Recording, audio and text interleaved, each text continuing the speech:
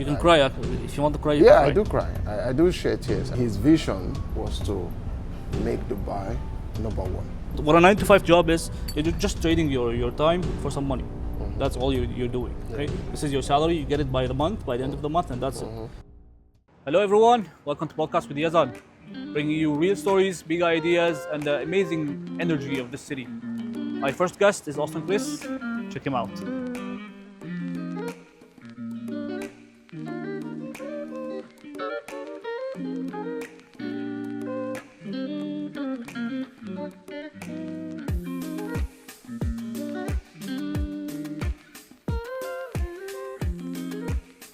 Okay, boss. First of all, tell me more about the last, let's say 1 year of yourself. How has it been the last 1 year? So the last 1 year, has been very good, excellent by the grace of God.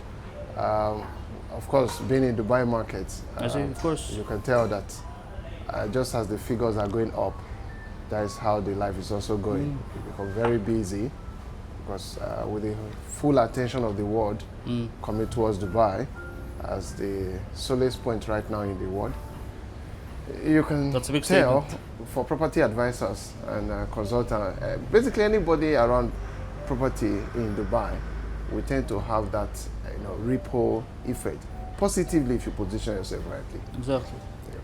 Very amazing. So what you're saying is, you probably said big things about Dubai. What is it about Dubai that puts it on the market besides from anyone else right now? As of like, let's say, because the Emirates has 7 Emirates, right? Yes. Okay. So why not Sharjah? Why not Al Ain? Why not Abu Dhabi? Abu Dhabi is the capital, right? Yes. So why Dubai? What is Dubai making out of, like, what is the jewel of Dubai that's making it so obvious that it's only Dubai that everybody's going? Because Dubai is now a landmark for everybody. Now whenever you go, it's Dubai. Yeah. UK, it's Dubai. They don't say it's the Emirates. They don't say it's Al Ain. Say it's Dubai. I'm going to Dubai, and then I'll shift to Al Ain. Maybe I'll shift to Dubai. What do you think about this? So this is about the vision of His Highness Sheikh Mohammed. Sheikh Mohammed bin Zayed, peace be upon him. Yeah. Yes, and the ruler of Dubai, Sheikh Mohammed Al Maktoum. Now, his vision was to make Dubai number one. Not just number one as per the region, number one in the world. I happened to look at one of his interview in those early days. The interviewer was asking some questions. So the Sheikh response was, why not Dubai? Why not Dubai? Right? Dubai can be number one. And that tells you the power of vision and visionary leader. So is the vision, Dubai is basically running on the vision of the ruler, Yes. which is Sheikh Mohammed. So the current ruler of Dubai. Now, why is Dubai the focus? I just mentioned about the vision. It's also about the market positioning. Positioning and relevance to the scheme of things around the world.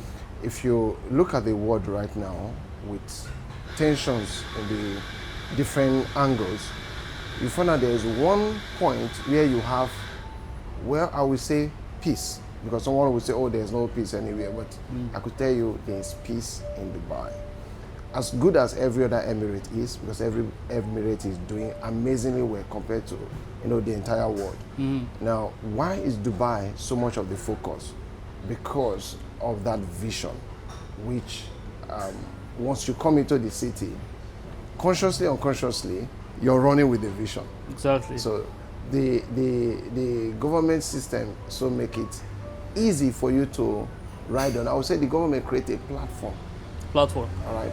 So once you come on that platform, the vision of the platform takes you on. It immediately takes you Correct. on. It You latches mingle on with you them, immediately. and you start living that life. And once you start living that life, you also tell your stories. Yeah. So once you're telling your stories, people also, your friends, families, over on the other side, we also be inspired by what is happening with you. Absolutely. So before you know what is happening, the name of that city is almost becoming the name of a country. Most people coming to the UAE said, I'm coming to Dubai. So because they had thought that Dubai is the country, but not knowing that Dubai is a state or a city. Yeah, when Right, we so talk it, yeah, exactly. The prosperity factor, right, in Dubai is one of the things attracting people to Dubai because of the platform, as I've mentioned. There are a whole lot of things that make up that platform. Maybe this episode will not allow us to talk so much into that details. But the platform provided by the government, this infrastructure, the system, Amazing. the security, Amazingly done. a lot of source, right? So it's attracting a lot of people because whenever you have entrepreneurship spirit, well arranged government systems, it encourages creativity, it encourages growth. And whenever you have this factor, you see employment is coming up, automatically people will be tending to migrate to Exactly. But let me tell you something. Entrepreneurship spirit doesn't come with you. You find it here. Like a lot of businessmen that I have met, I'm a business owner myself. Yes. Okay. A lot of businesses that have started, they did not start because of they want to be an entrepreneur their whole life. These people, they're coming from factory works. They're coming from employments 95. They're coming from 20, 30, 40 years of employment. Yes. They put that all away. Yes. And they want to open the entrepreneurship business as their own. Like they want to open something for themselves. Yes. Like the vision, as you said, the vision, and let me say as the mission also. The vision here is to make as much as people open and susceptible to making money themselves and not just trade it for their own time. Because this is what a 9-to-5 job is. You're just trading your time for some money. That's all you're doing. Okay, this is your salary. You get it by the month, by the end of the month, and that's it. If you do extra work, you might get compensated, but it's not for sure. Okay, as long as the entrepreneurship, you can make a salary within a week. Your salary that you made, like in the last, let's say you're a senior with 10 years of experience, 20 years of experience, you're making 20, 30, 50,000. Yeah. 50,000 you're making. This amount of money you're making a month, you can make it within a week. Yeah. Maybe less if you're really talented and if you're really inspired and you're really motivated. You can make it within a week. Yeah. So coming to the vision and coming to the mission, people don't come with an entrepreneurship spirit. They come find it here. Yeah. So that is really amazing about it. So, I mentioned it's about inspiration. Yeah. Okay. I'm always going to, anything about Dubai, you will find me referring back to the current ruler, Sheikh Mohammed. All right. If you've read his book, it's My Vision. All right. So you find out he created something so that you become inspired by it. So if you understand the story of Dubai, when you come into Dubai, you will be inspired. Amazing. So that inspiration helps you to find your path as to what can you do. I've met a lot of people who came into this city. They came in initially proposing to just visit for holiday. Some proposed just to visit for a conference. At the end of the conference, they made friends, and the system takes them on. And today they are doing amazing things. So you find out that the vision of the city itself inspires you to do something. You start thinking, and the entrepreneurial mindset comes into you, because every part of Dubai you go into, you find entrepreneurship. Even in the government system, it's in Dubai, you find out that government systems are running like companies. They're not just running as government systems as we know them back from our countries. Exactly. But you find out that government systems, they are branded. When you walk into a government office, it's like you walk into a 4,500 company. You're well received, the customer service is top notch. Yes. So when you come into that kind of environment, the environment you are, it plays a lot of things about your psychology. So I would say that the Dubai environment is an inspiring environment that motivates anyone who really wants to do something about his life. Amazing work, amazing work. Let's get back a little bit back down the line. Let's go back to your history. Sure, you want to say about me? Okay, I want to dig deep down. I'm a guy who likes to know the person inside and out. Now we knew you from the outside. You're a property advisor, you're a legal advisor, Sometimes, not most of the times, when you like it. But I suggest, I don't advise legal. you suggest exactly. You But are the legal advisor. let me go I'll down. just know a few stuff in there. Let me go down back to where it all started. Okay, you're a Nigerian national. Yeah. You just finalized your visa process that has been holding you since Corona time. Yeah. Is that correct? Yeah. Alhamdulillah, everything is fine now. Yeah. But you started as an employee back in Nigeria. You left Nigeria and came here. Yes. You came on what vision? How did you start with it? What was the background of you coming here, sitting here? What is the thing that happened to you that is shaped now as Austin Chris now sitting next to me? Okay, I'll tell you.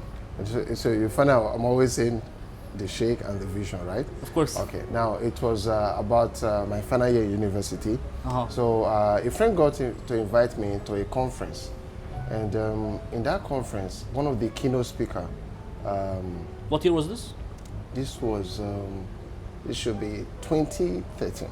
2013, here in Dubai? No, back in my Back country. in your country, Yeah. in Nigeria? Yes, so I just recently graduated from school, just a year after graduation. And about that period, so I was invited to this conference. So in that conference, there were a lot of motivational speakers, keynote speakers, and all of these people. So one of those speakers in that conference was trying to inspire us towards our next phase of life. That's basically what the conference was about. So it was about people who want to venture into entrepreneurship, who want to do something. All right. So they were to motivate us, give us some food for thought. So the speaker used Sheikh Mohammed, the ruler of Dubai, his story to inspire us. So that was about the first time. Okay. I've been hearing about So you were Dubai. born and raised by his vision. Okay. So I've been hearing about Dubai. Dubai. I have relatives, friends. I'm traveling to Dubai for shopping. I'm going for Dubai for holiday. That has just been there. It's like a status thing. Like when you want to go on vacation or holiday with your family, you take them to Dubai. But when this speaker started talking about it, it was like it used to be like a desert in the Gulf countries, and the Sheikh, through his vision, transformed that said to have been the desert land into a beautiful city that is attracting the whole world. So in my mind, I was like, it's only God that does things like this, because coming from my background as a Christian, we were taught that God make way in the wilderness, as in the desert. So I was like, for a human being Wilderness and desert, yeah. to think that he can transform a desert into a city, and he has done it and he's doing it, I need to see that place. All right. So I said that opened my curiosity towards studying about. Have you met Sheikh Mohammed peace be upon I've him, before known- he passed away? No, the current Sheikh, ruler of the Band, referring to. Oh, current ruler, not Mohammed bin Zayed. No, not Mohammed bin Zayed. I'll tell you about that one Mohammed bin later. Rashid Al Maktoum. Yeah, the Mohammed current bin- ruler of yes. Dubai. Peace be upon him. Yeah, so I'm referring to Sheikh Mohammed bin Rashid Al Maktoum. All right. So the current ruler of Dubai. So his story, inspired me from that keynote speaker. So that opened up my curiosity. I started reading about him, learning about Dubai. It was amazing. I was fascinated with what stuff I was reading. I could still remember printing the photo of Palm Jumeirah, putting it as my DP on my laptop then, while I was still back home. Like, one day I will see this place. I just keep, envisioning myself in this city. Like, one day I will see this place. Okay. So, finally in 2019, I made up my mind. 6 years ago. 6 years Yes, later. of course, I had to get a job first. Get a job back home, do some experience after school. Finally, decided, okay, it's time to see that beautiful city I've been reading about. 2013 Yes. to 2019, Yes. 6 years of dreaming. Yes. What was the first thing you made when you came here in Dubai? All right. On my arrival, first at the reception, like at the airport reception, the custom or immigration officer there, he gave that day was a national day, all right? No, The flag day? Flag day? No, second of December. 2nd of December, yeah. Yeah. So it was a national day. So everybody that was coming, they were handing gifts.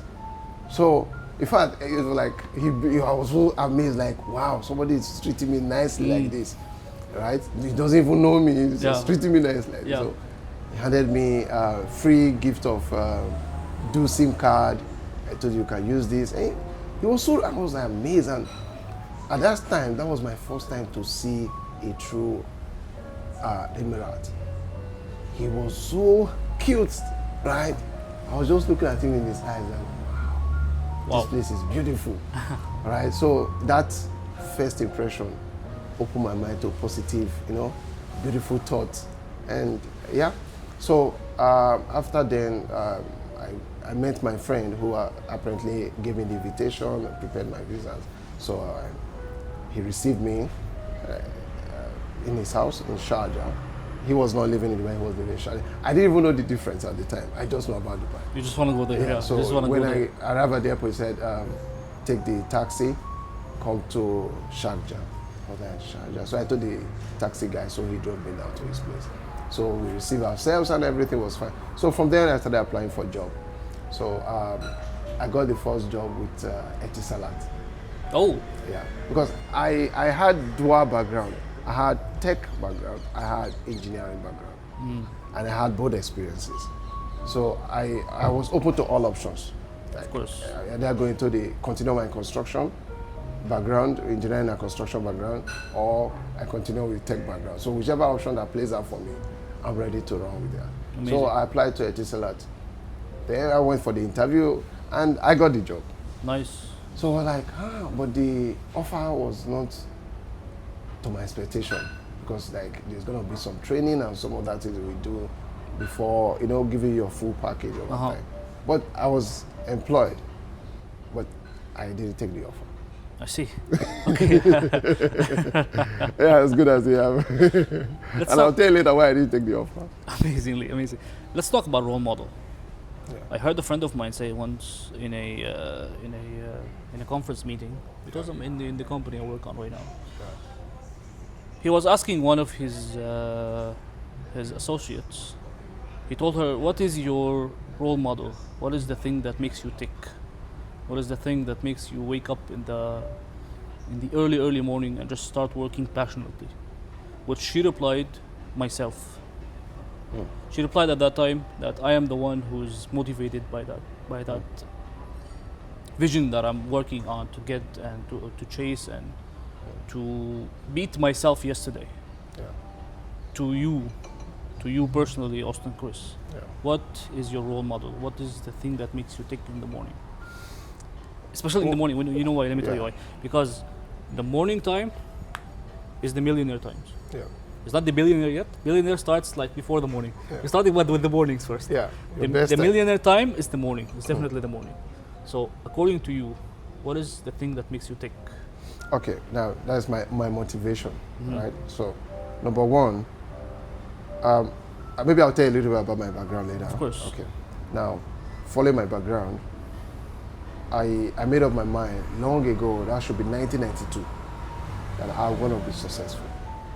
1992, Yes, I made up my mind. I was still a kid, very young, but that's the best I can remember of my memories. That I remember that day, right? There was an event that happened in my community where I happened to have seen a successful person. He was the governor of one of the states in my country at the time, but he was from my community.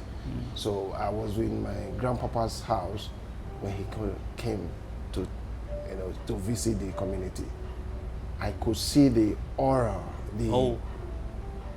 I can't explain. The atmosphere was charged. Everything was. It was not like what I've seen for that time. So I was like, one day I will return to this community like this, right? I could, you could cut a chunk of the atmosphere. It was so strong, like. So that, motivated me. But I didn't know what I was going to do, but I just know I want to be successful. Judging by what I'm seeing, I say you're almost 60-70% there. Well, I'm still on my way. Of course. Right. So, but you're more than halfway there. I can see it clearly. Yeah. So now going further into the future, I started finding my path, my purpose, and the things I want to do.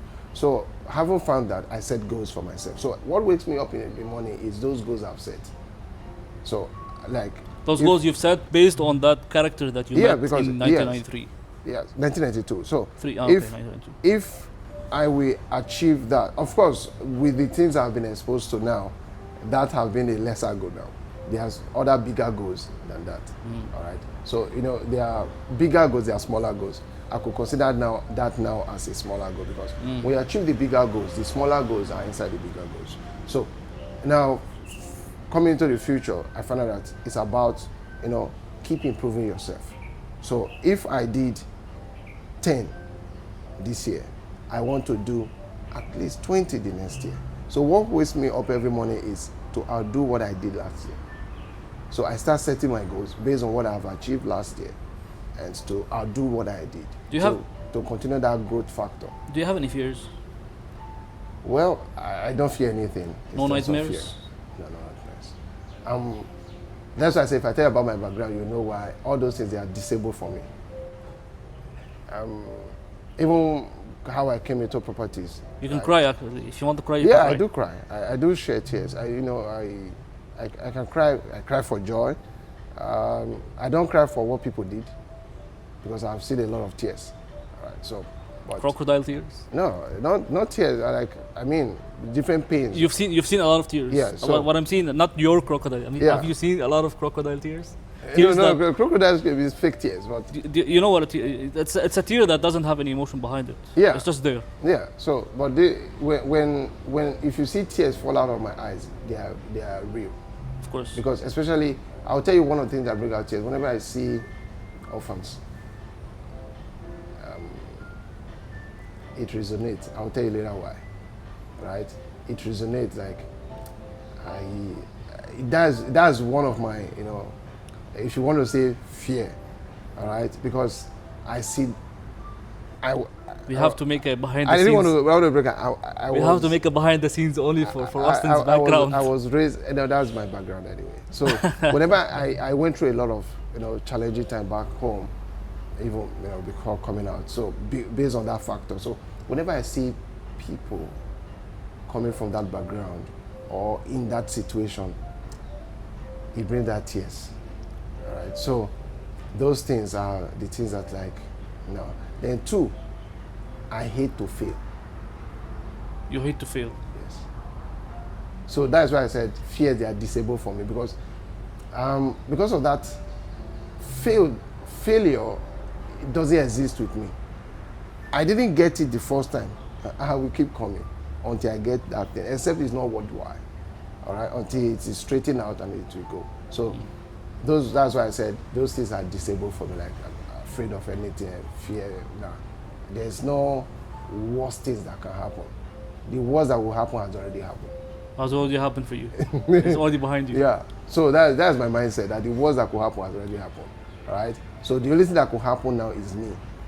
I need to happen on the scene and make things happen, because amazing. If I don't happen, nothing happens. This is my mindset. A lot of happening is happening right now. Yeah. Amazing. Okay, let's make a deep dive into real estate. Sure. Let's start with annual growth.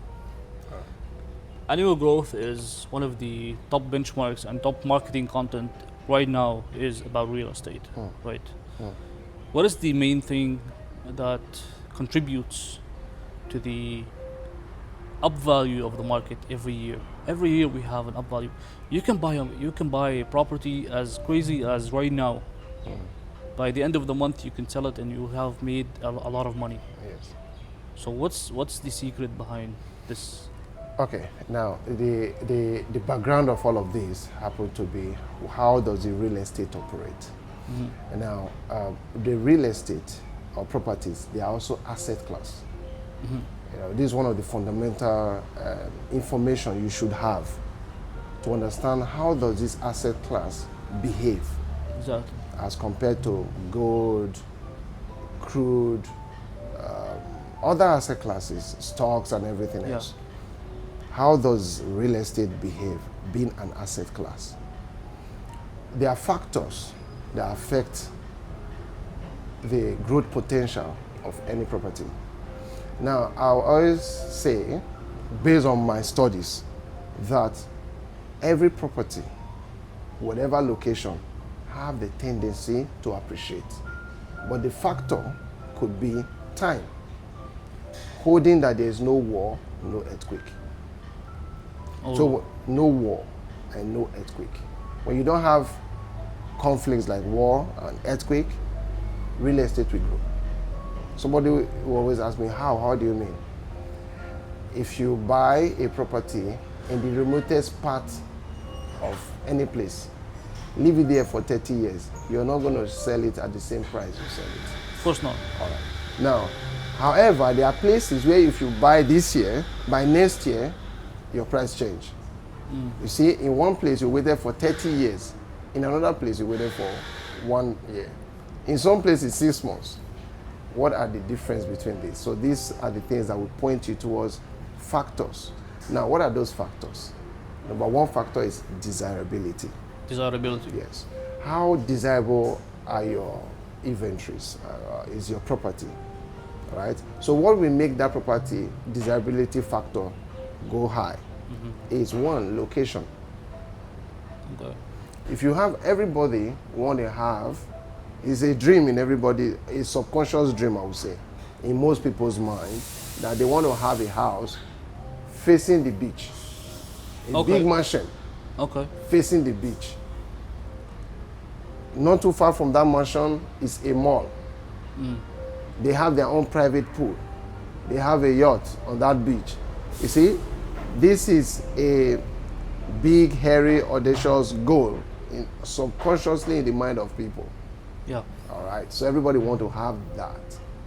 Interesting. But then they might not have the resources to achieve that very huge, humongous goal they have in their mind. So people want to start from where they are. So they might want to start with maybe an apartment in a high tower, and that tower might not be in the prime areas. It might be in the other part of town, right? Suburb and other areas. So you see, there's a certain dream, all right? But then relative to the capacity per time of the buyer, we decide where he wants to start creating that dream. So what am I saying is people's mind are having the best value, most desirable at the best price. So when they come into this apartment, they want to have nice view, green areas, or overlooking a sea or a beach, because that desire is still there of having that mansion, facing the beach. Yeah. So they want to have a nice view, wake up in the morning to something very nice neighborhood, well secured. So these are all factors that create that desirability. So when desirability of a property is high, what happens to it? Since that dream I just described, all right, it's in the mind of most people, what happened to that property? Demand will increase. So a lot of people will be knocking on that door. Oh. All right. So once demand is increasing, what happened to price? This is just simple economics. Amazing. So with increase in demand and a constant supply, what happened to price? Price will keep going. Skyrocket. So if you, being the first owner or the buyer who saw that gold mine initially, you bought it, let's say 1 million dirham, and suddenly just few months you bought it, everybody like, oh, will you sell that property? Will you sell that property? And they're giving you an acceptable offer you're comfortable with. What happened to you? You want to sell because you need that money to do something. Go look for the next one. All right. So it continues like it's the desirability that is driving those things, and there are factors that drive that desirability. So that's why you have that effect. Amazing. So, according to you, when I'm reaching, let's say I buy my property, okay, and it's appreciating as I'm saying. Sometimes the market value goes way up. Yeah. Sometimes just sticks where it is. Yeah. We're talking about factors. What are the main factors I should maintain not about my property, but as a community, what am I looking at as a whole picture? Because I need to paint the whole picture here before I start investing. Yeah. So, as an investor right now, what are the main factors I should look at to at least consider a one-bedroom apartment or a studio that will appreciate at least 5 to 6% a year, if not more? What are the basic things? Okay, good. Now, I'll use another example again to explain this point. Of course, please. So, when you were growing up, in a community, these are natural environments. Okay. Right. In that natural environment, you have maybe a school, you have a clinic, you have this favorite supermarket where everybody goes to buy your stuff. basic needs. Correct. This is a natural settlement. Yeah. Government never made a special design as per that. This naturally happened, and it made your life comfortable. Of course. Correct. Yeah. Now, when you come out to about built environment, as we have here now, there are those factors, as I've mentioned, in the natural settlement, which should happen in this built environment that will make your life more convenient. So when those factors are present, they increase the desirability of that environment. And in turn will increase the cost of the... Correct, because there's a convenience factor. People like convenience. They want to get, that's why we have AI, right? People want to get things fast, quickly, conveniently. They don't want traffic. They want to take their children to school. School should not be so far. They should not be traveling to get to school. And they want to go for shopping and enjoy some good time in the mall. It should not be so far, all right? So, we were talking about Dubai earlier. This is one of the factors in Dubai, that you can get to anywhere within 20 minutes. Tops. There's nowhere in the world this happens.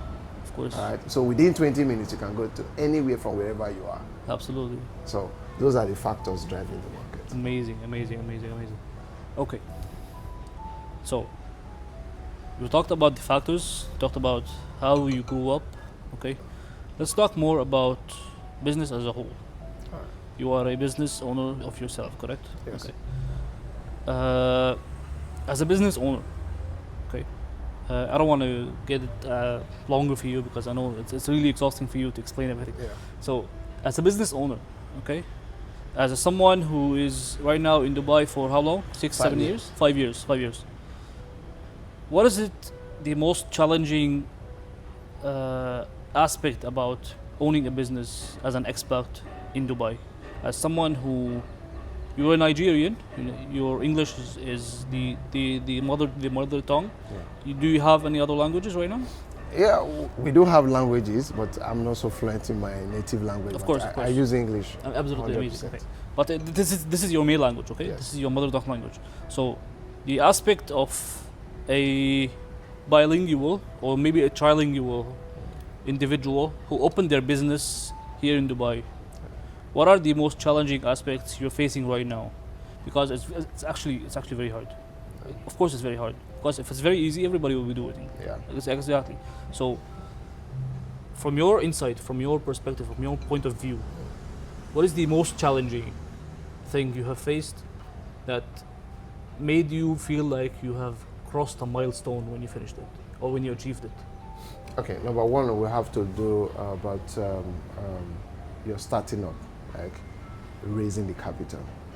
So you need to raise that capital from friends, from families, from employers, from everywhere, all right? So number one thing is raising that capital, access to capital, especially for experts. Because yes, the system is in place, but you need to qualify for it. How do you qualify for it? You need to have shown your capacities in different aspects. For example, you need to put in the work to raise your initial capital, which will make the, let's say the bankers, look through your statement of account and like, this person is a good bet. Trustworthy. It's trustworthy. It's a good bet, yeah. So yes, the major challenge is initially coming in and going through that procedures, all right? Because just like you say, everybody else will just jump in and take undue advantage of the system. So, but there is a system subconsciously in place Yeah. which is, especially when you are coming without the all capital. You came into work and it's expected you will grow, like you move from class 1 to class 2. So you work after some time, you've been able to save some money, right? Then you should be able to start that venture. Now, to start that venture, that's saving of that money amidst other responsibilities you have, both in country and back in your home country and everything. So that happened to be one of the first challenge, right? For you to qualify for the financial system to consider you. Because if you don't qualify, your documents are not okay. Nobody's gonna do a Father Christmas for you. One of my dear friends said about qualifications that Dubai itself is like a grinder. It's like a wheat grinder. Yeah. If you don't run faster than it, it will grind you. Yep. It will definitely grind you.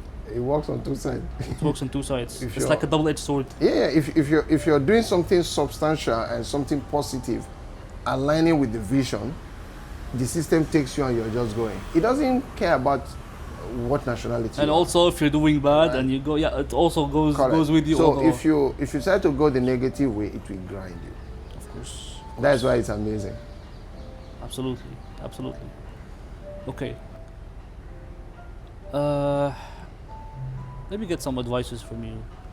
As someone who is right now an employee, just like how we started. You started as an employee with Etisalat.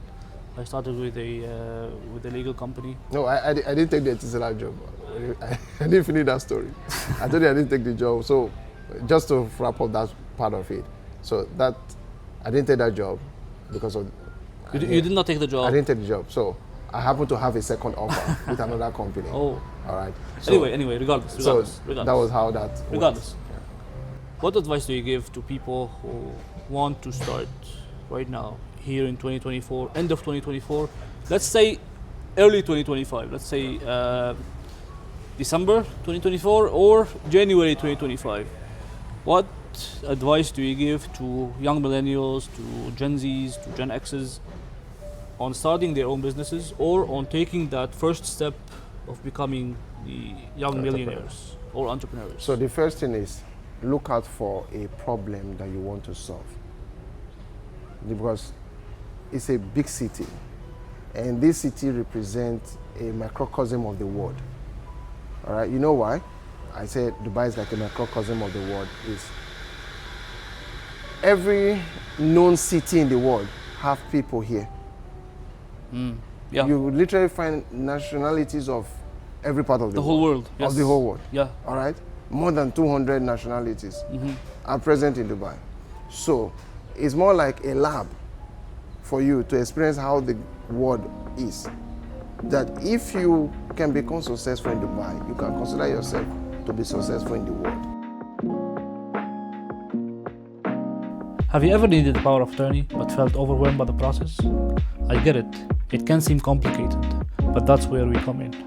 At Home Gateway, we specialize in making your life easier by handling all your POA needs quickly and stress-free. We will guide you through every step of the way, ensuring your document is perfectly tailored and 100% compliant with UAE regulations. So why wait? Let us handle the legalities while you focus on what matters most. Reach out to us today to get started. You will see just how simple we make it. There are different methodology of doing this, right? So it could be innovation. You can look at innovating an existing process. Or you can look at an underserved market. There are various, this isn't the forum to look into that, but just consider innovating an existing process. There are theories about how to innovate. You can look at that. There are about 8 steps, right? How you can innovate, or where you can innovate a system. You can look at that. You could do some research, check out what problem people are having in a certain industry which you are concerned about. So in a nutshell, look out for a visible problem that people are going through or a challenge people are going through which you can provide a solution to, right? And a solution that is accessible, right? So, and a problem that is confirmed problem, because you might be working on something that nobody really needs, right? It's like somebody trying to create Sachi water, Okay. There's already bottled water, right? Exactly. So if somebody is trying to create it, nobody really cares about that, all right? Yeah. So, but I'm just giving you as an example. It might be somebody can do something else about that, but then at the end of the day, somebody created sachet water. So, and then somebody moved it into bottled water. So, there could be other innovation. I'm just saying as an example. So, you look out for those kind of problems. It could be in any industry you look at, all right? If I'm to do this now, I will consider something called the 7 pillars of the society. The 7 pillars of society. Yes. You look at those industries, because these are the major industries. So you look at those industries and see what challenges are people having in this. So if you don't want to use that model, you can also use a normal research method to look out for this problem. People would have been complaining about this. You could have been seeing it on, like on Reddit, for example. You can follow a certain thread and you see people complain about certain things. All right? Then that gives you a clue as to how many people are there that have this similar issue. All right? So then you come up with your, I would say, total available market. Okay. So if the market is substantial, you feel you could offer your solution at a certain rate, then you can already see where the road lies and you can start taking steps. Nice, nice, very nice advice actually. That's a beautiful advice coming from a very insightful person, I say. Well, any future advice for the future? What do you think the future holds? Well, the future looks bright, according to Patrick Bet-David. Okay. Patrick Bet-David. Yeah, it's one of my favorite podcasters. It's actually one of my favorite podcasts also. So, the future looks bright. Maybe we can have him. Maybe you can join me as a panelist and we can ask him some deep questions. Yeah, you can connect him. You know, he's open. So, the future looks bright. Why do I say the future looks bright? Because one, the God factor. The God factor. Yes. Two, the information opportunity and technology opportunity we have now. All right. I remember when I started this journey of programming and all of those stuff back, it was not as easy as it is today. Today you can basically use the AI to code anything. So I could remember things that took me hours and days to program. I can do it now like this. All right. I started writing program then with Visual Basic, but today you can basically write up your web script using AI. All right. Mm-hmm. So you have so much opportunity of information. You can learn anything you want to learn. So that's why I said, if one, God factor, two, information is available now, free. But there is a negative side of this shove down of information down anybody's minds, because when you if you want to devalue information, just shove it down with any other information that is relative or unrelative. Just like when they do in the school systems right now.